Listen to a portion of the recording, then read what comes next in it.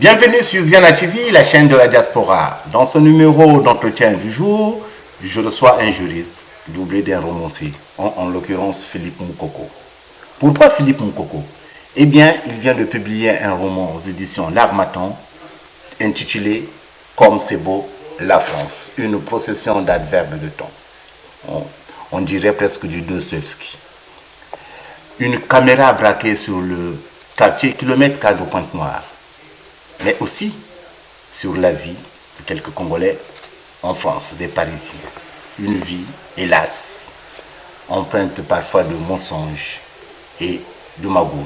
Alors, chers amis, je vous invite à le découvrir. À tout de suite. Bonjour, monsieur Moukoko. Bonjour.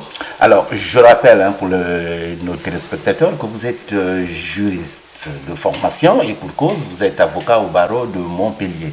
Mais là, l'on vous découvre romancier, parce que vous venez de publier ce roman, Comme c'est beau, la France, aux éditions L'Harmattan.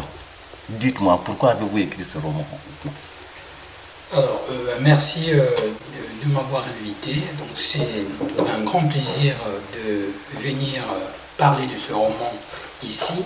Alors, la raison principale, c'est qu'il s'est passé une histoire au quartier kilomètre 4, à Pointe-Noire, au Congo-Brazzaville, dans les années 80, une histoire qui est très très dramatique. Et c'est un Parisien qui est arrivé pour la première fois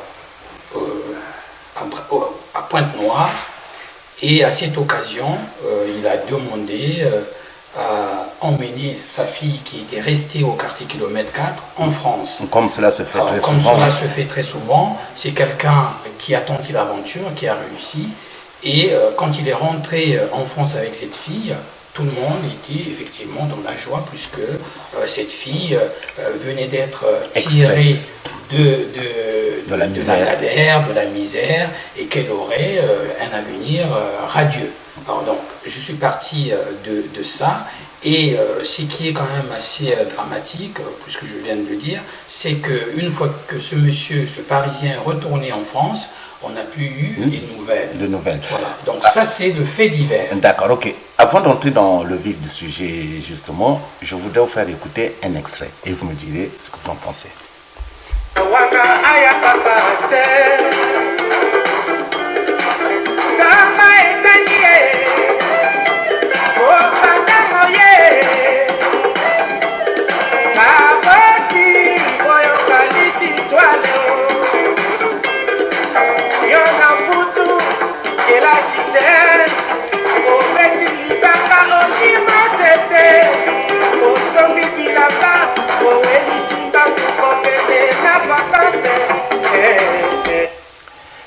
Est-ce que vous savez de qui est cette chanson? Mais bien sûr, c'est une chanson de Papa Wemba. C'est une chanson qui est très très connue, que tout le monde écoute en Afrique centrale.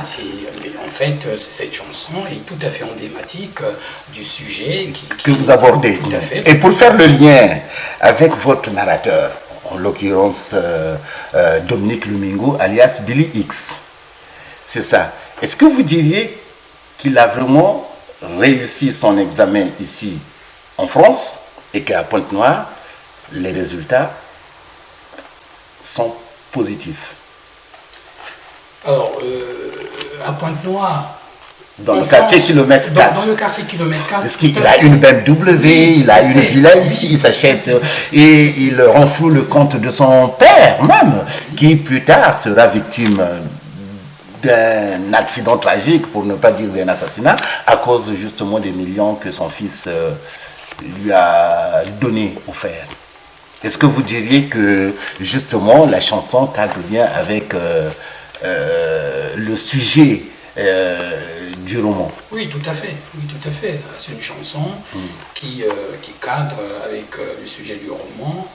C'est un jeune homme qui, de retour à Pointe-Noire, a fait étalage de tout ce qu'il a réussi en France. Alors effectivement, c'est vu de l'autre côté, c'est vu de Pointe-Noire. Du quartier kilomètre 4. Mais il y a quand même l'envers du soleil. Vous voyez, donc c'est ça qui constitue également le sujet principal du roman.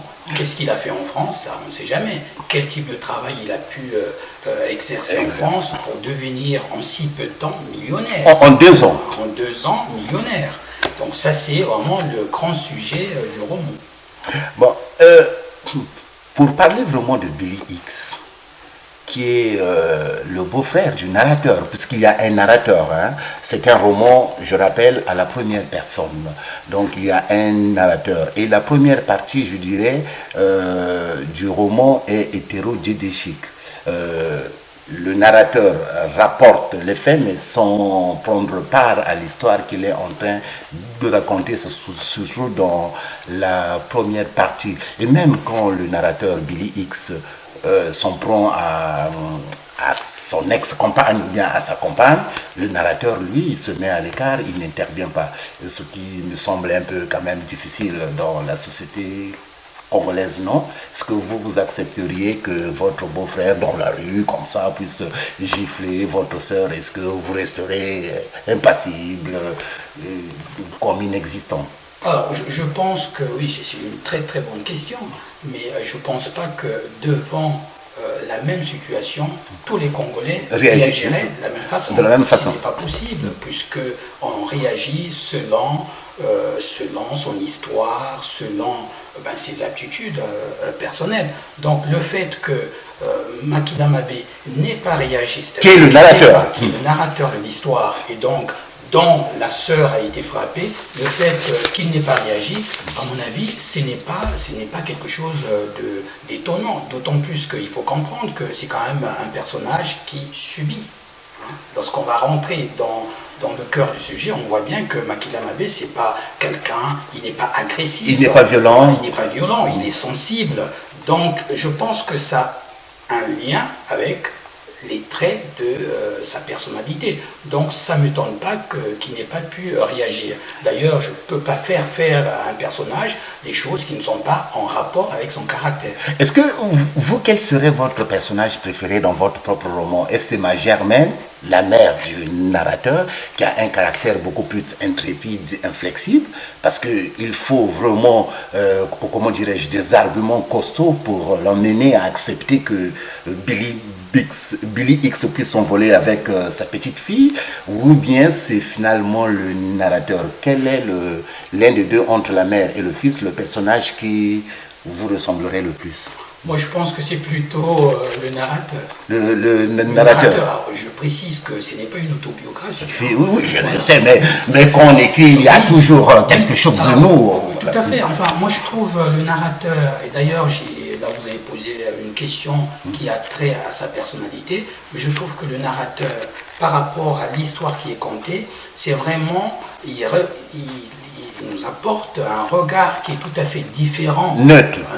Il est distant. Mais c'est seulement dans la première partie, puisque le roman est structuré en 3 parties. Mais pourquoi, dans la première partie, le narrateur, il n'a pas cette attitude, pourquoi il ne rentre pas dans le récit? Mais parce que la première partie est consacrée, c'est le roman de Billy X, mais dans une langue analepse. Tout à fait.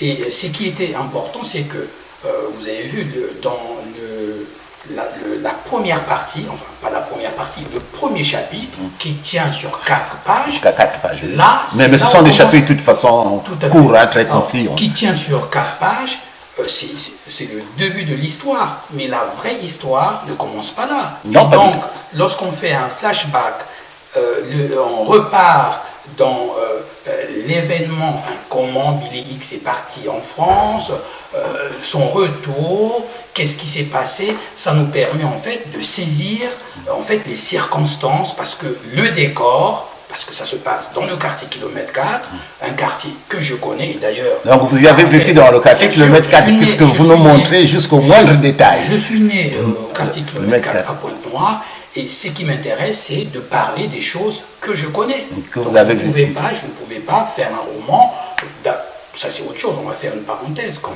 on va parler de Paris, mais le quartier Kilomètre 4, c'est un quartier que je connais, et j'ai essayé quand même de donner le décor. Pourquoi? C'est pour permettre au lecteur de saisir la situation, de saisir la situation, de se projeter dans cette histoire, parce que si le lecteur ne voit pas le quartier kilomètre 4, si le lecteur ne sait pas qui est Billy X, comment il est devenu, qu'est-ce qu'il a fait pour aller en France, comment il a trouvé les moyens pour aller en France, je pense que le lecteur ne peut pas rentrer dans l'histoire. Donc je fais un long flashback. Ça permet vraiment de donner en fait du sel à l'histoire. Tout en montrant vraiment, tout à fait. C'est une caméra braquée sur le quartier kilomètre 4. La fin de cette première partie, puisque l'heure avance quand même, Billy X est décédé en France. Moi, c'est comme ça, c'est ce que dit nous rapporte le narrateur. Et le vol d'Air France par lequel on rapatrie les cendres, puisqu'il il est mort en France, Billy X, 2 ans après, mais il a laissé un testament comme quoi il fallait incinérer son corps. Donc ce ne sont que les cendres qui seront rapatriées. Et le vol par lequel on rapatrie donc les cendres de Billy X, c'est le même vol par lequel le narrateur s'embarque pour la France. Quelle belle transition. Oui, tout à fait. Et là, c'est la fin, en fait, de la première partie. Tout à fait. Et là commence maintenant un nouveau roman du narrateur, en l'occurrence Robert Mompassi. Mais tout en sachant que Billy X est toujours là, dans sa tête, puisque dès ses premiers jours à Paris, il va se lancer à la recherche de Billy X. Racontez-nous. Alors, je pense que oui, la première partie, l'histoire commence dans la deuxième partie, mais la première partie, ça permet au lecteur de comprendre... De planter le décor, en quelque sorte. De planter le décor, mais aussi pour que le lecteur adhère, pour amener le lecteur au cœur même du sujet. Et donc, bien entendu, il y a eu un élément perturbateur dans le premier chapitre, mais la deuxième partie, oui, c'était beaucoup plus intéressant, parce que dans la deuxième partie, c'est là où on rentre, on est en France. On est en France, le narrateur, il commence à faire des recherches. Dès la première phrase, d'ailleurs, de la deuxième partie, le roman devient homodiégétique. Je suis d'accord. C'est-à-dire le narrateur s'investit. Le narrateur participe à l'action maintenant qu'il raconte. Là, et ce n'est que tout à fait normal qu'il rencontre à l'université à Assas Marie-Hélène Truffaut. Ce qui est étonnant dans cette rencontre, c'est que le narrateur l'avoue lui-même que c'est sa première relation amoureuse.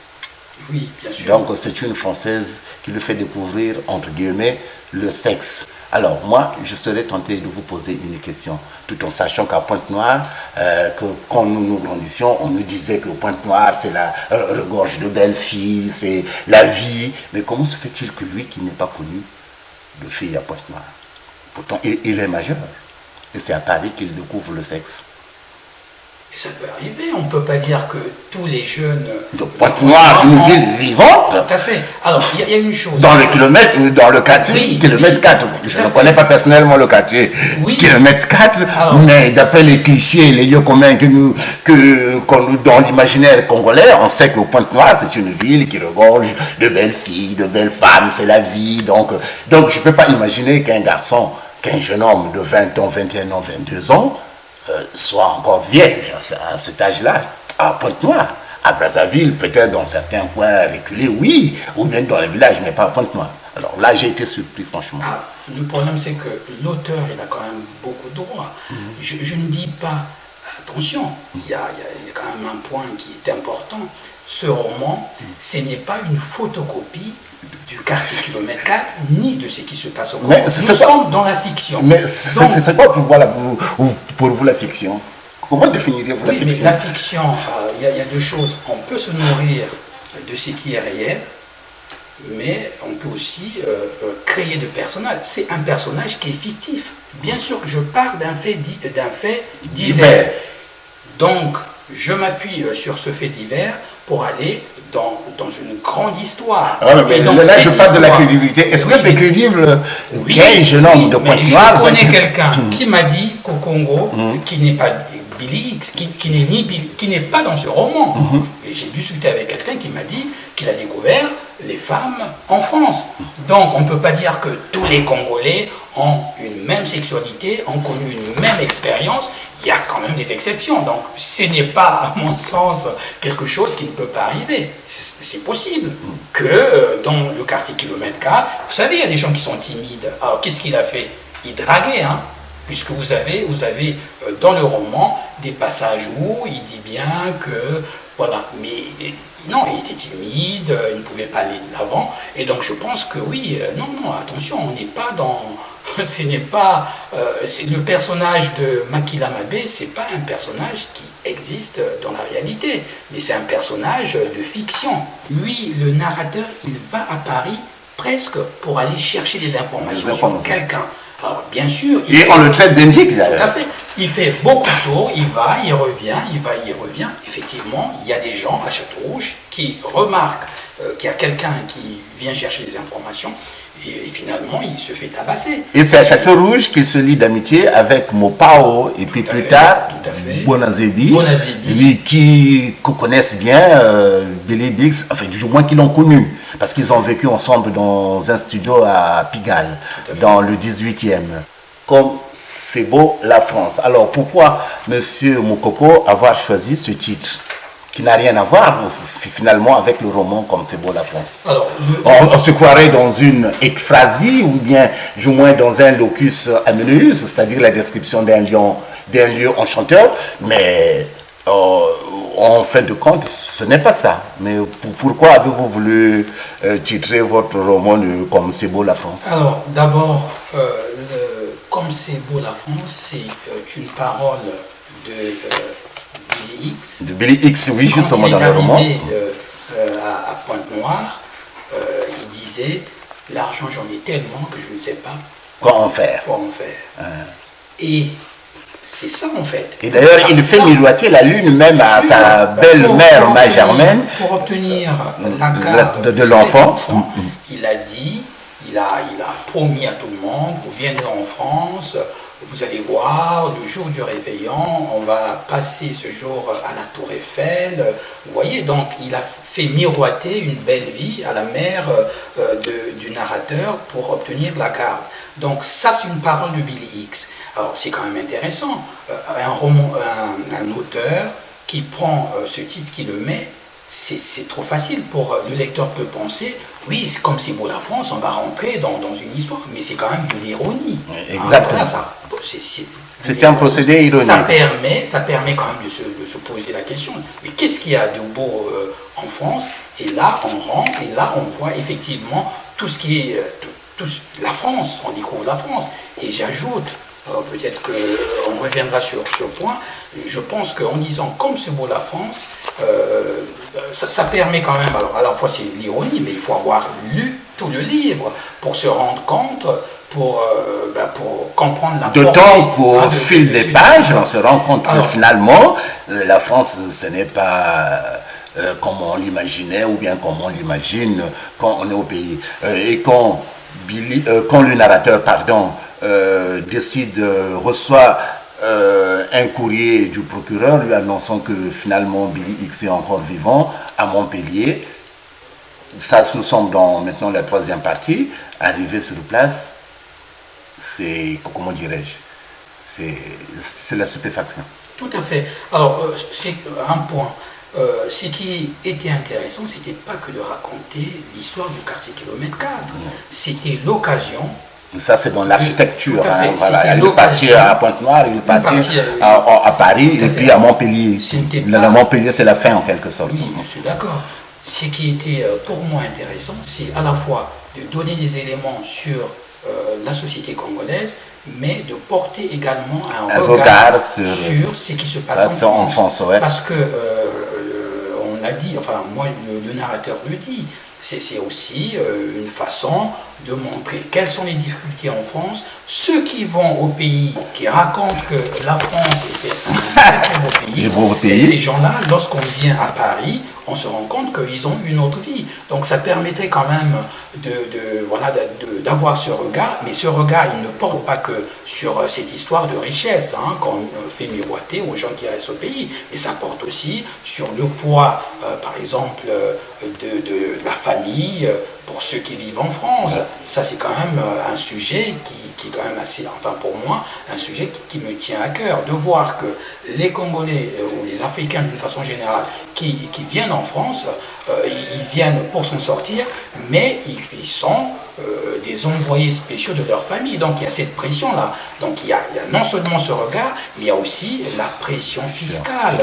Donc ça permet quand même de savoir que lorsqu'on fait des affaires en France, oui, les gens disent, mais on peut faire des affaires. Oui, mais vous pouvez faire des affaires, vous avez le poids, enfin le fisc, il est derrière vous. Les taxes, il y a des taxes, tout ça. Donc ça permet quand même d'avoir une idée beaucoup plus large de la France, qu'est-ce qui est beau, qu'est-ce qui n'est pas beau. Il y a des belles choses en France. Par exemple, quand Makila Mabé il rend visite aux parents de Marie-Hélène à Lisieux, en Normandie. Il y a du fromage. Donc la France, on ne peut pas dire que c'est peu mauvais. Il y a des choses qui sont excellentes. On peut dire même du narrateur que c'est en France qu'il se découvre finalement. Il va à la rencontre de lui-même, des mots, et puis de l'autre, et puis de l'amour aussi, qu'il découvre l'amour. De temps qu'il a des envies d'écrire, de devenir écrivain, puisque c'est son roman, en fait. Comme c'est beau la France, c'est lui-même qui lui dit qu'il veut écrire un roman. Bon, là, j'aurais peut-être mis un bémol, mais pourquoi n'avez-vous pas exploité cet élément, justement, une réflexion sur l'écriture? Il le dit en quelques 2 ou 3 phrases, et puis on n'entend plus parler. Alors, déjà, dans le roman, il y a plusieurs histoires. Qui se juxtaposent. Tout à fait. Vous avez une première histoire, donc c'est l'histoire apparente, c'est l'histoire de la quête. Est-ce qu'on va retrouver cet enfant qui a été emmené à Paris ou pas? Donc le roman tourne sur ça, c'est vraiment le thème principal.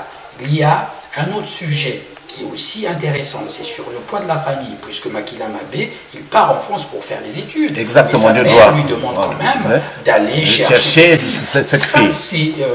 On dirait ça, c'est une mission de police. Exactement. Et il porte d'ailleurs 2 fois une plainte dans un commissariat du 5e. Et chaque fois, quand il rencontre Marie-Hélène, donc il vit un amour extraordinaire, sa maman lui dit, mais comment ça se fait que depuis que vous avez déposé une plainte au commissariat, on n'a toujours pas de réponse. Donc, en fait, en France, vous passez votre temps à sortir avec cette Française, à aller dans des restaurants, à aller danser dans des bars. Et donc, cet enfant, ta nièce, elle ne vaut rien. Elle ne vaut rien par rapport à ta compagne. Ça bouscule le narrateur. Le narrateur, il ressort, donc il abandonne sa vie. Et c'est ça, cette pression qui vient de la... Et d'ailleurs, ça devient une forme de discorde entre Marie-Hélène et le narrateur Robert Mompassi. Et donc, ça, c'est vraiment le poids, la pression familiale qui fait qu'on n'est pas nous-mêmes. On n'est pas nous-mêmes. Tous les Congolais envoient, quand ils travaillent, tout ce qu'ils gagnent, ils envoient au pays. Et il y a quand même ces difficultés-là de ne pas être soi-même, de s'assumer. Qui est ce Congolais qui n'envoie pas l'argent au pays? Si, ils envoient tous. Donc, il y a ce sujet-là. Et donc, il y a ces 2 thèmes. Et puis, il y a d'autres sujets. Il y a un premier sujet qui porte sur la famille de Billy X. Une fois que Billy X est annoncé comme décédé, et ben, qu'est-ce qu'on fait? Mais le narrateur, lui, déjà soupçonne quelque chose qui ne sont pas bons. Il se dit que ça ne peut pas être vrai. Chez nous, on n'incinère pas les gens. Comment? Voilà. Donc, et du coup, il n'y croit pas à cette mort de Billy X. Il a sa petite idée en tête qui va d'ailleurs le pousser à mener son enquête. Je vais vous lire un extrait de la 3e partie, justement. On sera bientôt à Montpellier. 2 années s'étaient écoulées. Pas de réponse de la police à ma plainte. Pas non plus d'appel téléphonique de Tangoudi pour m'annoncer le retour de son fils au pays. Toujours cette longue attente, cette impression diffuse qu'un jour ou un autre, la police m'indiquerait l'endroit où se cachait Billy X, où m'en en serait la découverte de sa dépouille et celle de la petite Lola. Monsieur Moukoko, l'attente semble longue, mais et pourtant, il va bientôt recevoir le courrier, le fameux courrier du procureur. Et quand il va à Montpellier, là, il rencontre Madame Orsoni, dont il avait déjà entendu parler. Et c'est elle qui va lui raconter, qui va lui parler de la vie de Billy X, qui va même lui donner des éléments de l'origine de sa fortune. Comment avait-il pu faire ça, Billy X? Bon, c'est quand même par rapport c'est une partie très tragique. Oui, tout à fait. Qui va s'en suivre. Mais on le savait déjà dans la première partie. Que on avait déjà quelques éléments, oui. Mais là, à ce point qu'il a presque ruiné toute une femme, l'héritage de toute cette femme. Voilà. Tout à fait. Enfin, Billy X, c'est ça. Billy X, il est ce qu'on appelle en France un gigolo. Comment on dirait Mario. Mario. Mario, hein, voilà. Et donc, tout ce qu'il disait au pays... Et à un moment, pardon, excusez-moi, je vais vous laisser parler. À un moment, vous brouillez les pistes en se disant que peut-être qu'il était un dealer. Il vendait de la drogue, donc ce qui expliquerait justement cette immense fortune qu'il a amassée. Bon, mais là, on découvre vers la fin qu'il a finalement ruiné la vie d'une femme. Tout à fait, tout à fait. Alors c'est là qu'on voit bien que dès le départ, Billy X, il adore l'argent. Mais pourquoi il aime l'argent? Pourquoi il a tout fait pour se retrouver dans cette situation-là? Mais parce qu'il avait reçu des conseils de son père. Tu vas en France pas pour dormir, pas pour dormir, mais pour travailler, pour chercher. Pour travailler, et peu importe que tu tombes sur une vieille dame, que ça soit, voilà, je ne sais pas, mais il faut utiliser tous les moyens, tous les procédés pour avoir l'argent, et cet argent, il faut que ça rentre au pays. Et d'ailleurs, son père a fait la comparaison, il dit, les sociétés françaises, enfin, en l'occurrence, Agip, c'est une société qui travaille et qui exploite. Exactement, tu vas en France, tu fais la même chose. Et donc, c'est sous cette pression-là, toujours ce besoin, je l'ai dit au départ, ce besoin d'aider la famille, et c'est qui fait que en cherchant à aider sa famille, il va plus loin, jusqu'à devenir gigolo, c'est-à-dire à sortir avec une femme d'un certain âge, non pas parce que Billy X aime cette femme, non, mais parce qu'il est intéressé. Il est très intéressé, oui. Pour profiter d'elle, sortir avec elle dans des boîtes. Il ne s'enquiquine pas de morale.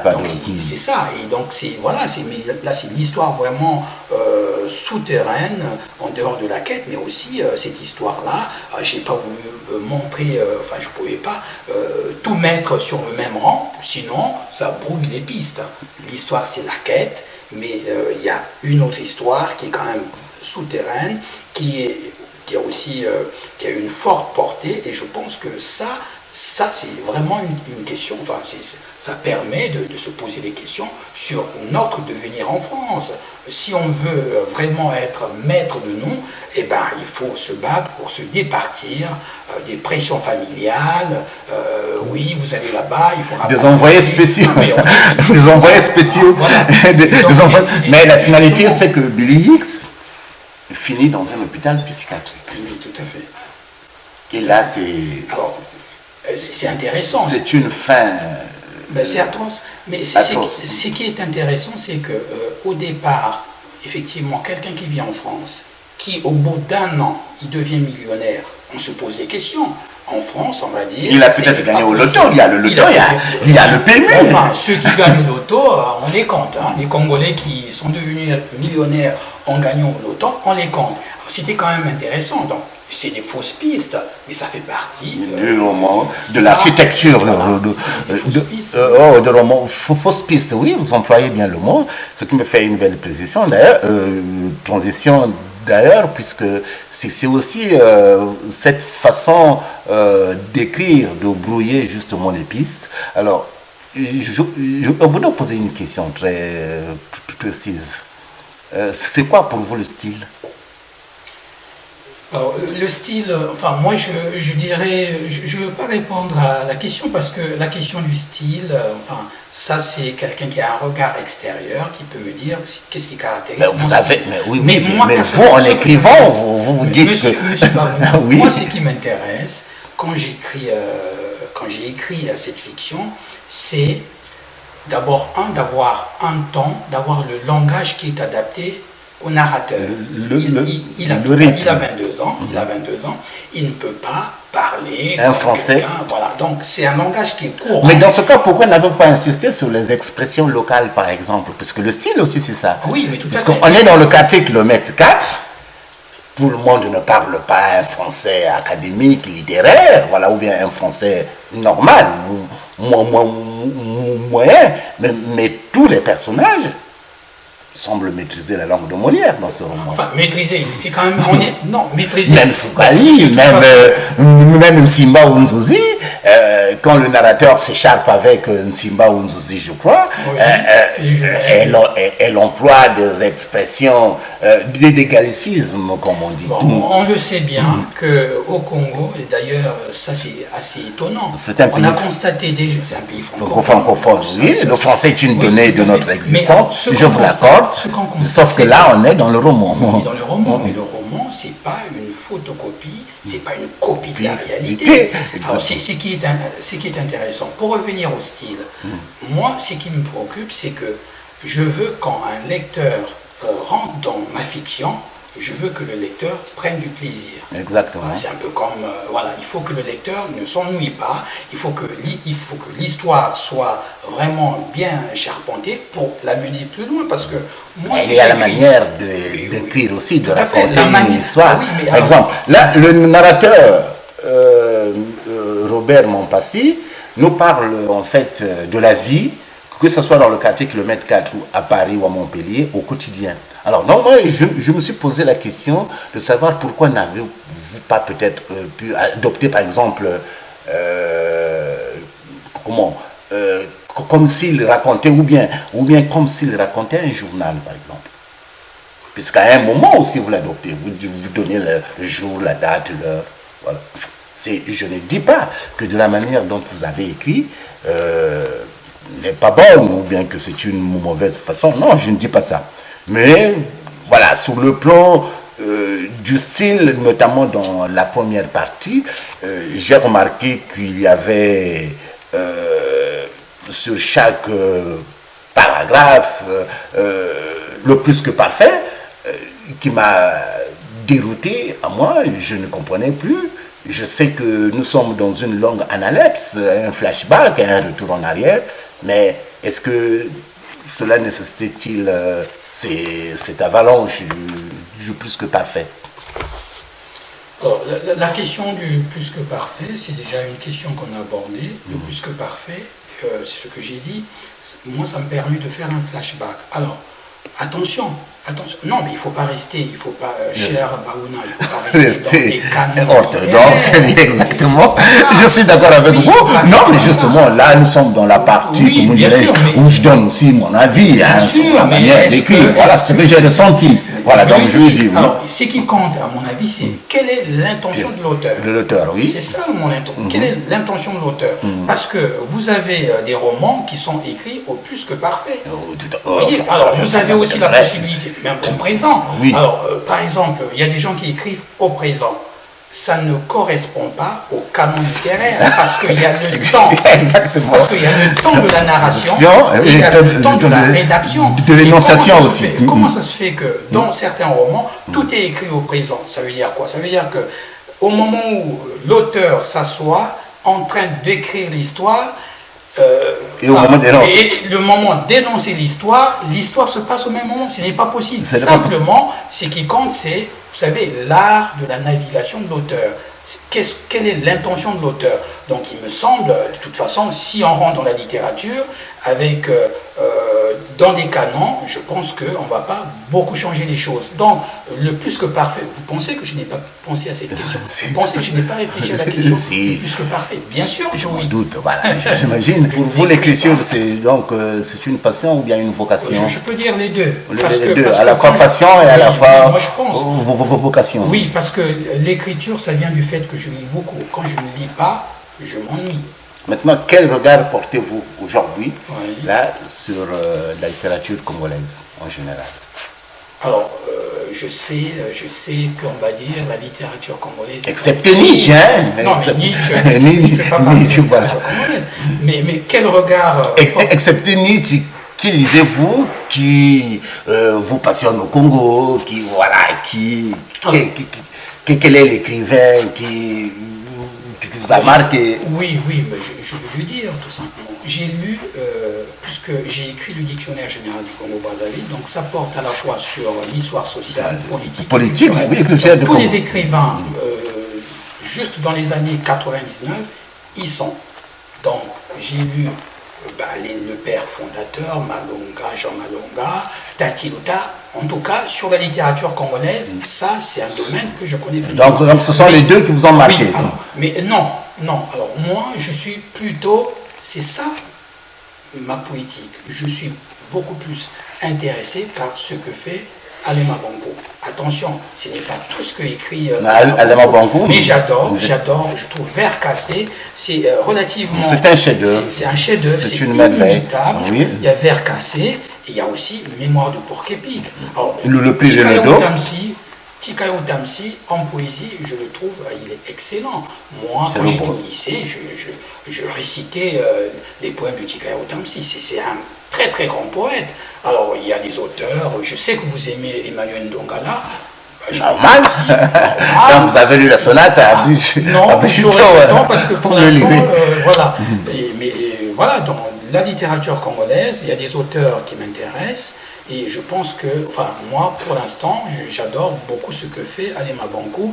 Pas dans tout, ce que j'ai dit, mais je trouve que Vers cassé, Mémoire de Porc-Épic, il y a une recherche, il essaie de casser la façon d'écrire d'avant. Et au final, ce que j'aime, c'est la littérature de la légèreté. Moi, mais bien sûr, mais j'aime l'humour. C'est Nietzsche comme Dostoevsky qui disent que tout est permis. Je suis content d'avoir choisi l'écriture comme remède à mon mal-être. Tout au début, quand j'ai commencé à écrire, j'avais des doutes. Je craignais que les pages blanches ne servent d'exutoire à mes humeurs et à mes états d'âme. Je craignais que tout ce que j'allais y mettre ne rencontre à la surface de mes bouillons que l'esprit. Ce n'est pas là le cas. Chaque jour qui passe, j'écris avec joie. Je raconte ce qui s'est passé d'un ton léger, parfois même rieur.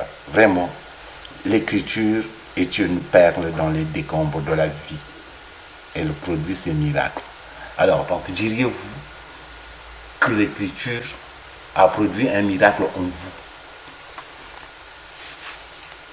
Oui, de toute façon, je pense que... C'est vous, l'extrait que je viens de lire. Oui, l'extrait, c'est comme beau, comme c'est beau la France, oui. Oui, dans un miracle, moi je ne sais pas de quel ordre, mais c'est qui... C'est le narrateur qui le dit. C'est pas moi, je vous pose la question, oui. Moi, je vous pose la question, donc je transcris la phrase du narrateur. Le narrateur, mais c'est vrai, on voit bien que... D'ailleurs, ce qui est intéressant, c'est de se poser pourquoi il a écrit. Il n'a écrit pas que, il n'a pas écrit l'histoire que pour parler de cet enfant. Il écrit également l'histoire pour lui-même. Donc, dire l'écriture est une perle dans les décombres de ma vie. Parce que c'est une phrase forte. Mais c'est très bien. Je partage l'avis du narrateur. Je pense que, oui, sans écriture, moi personnellement, si je n'écris pas, je me sens, je suis malheureux. Mais il y a des gens, beaucoup, qui, devant une page blanche, jusqu'à présent, ils n'ont toujours rien écrit et pourtant ils en ont les moyens. Mais que se passe-t-il alors?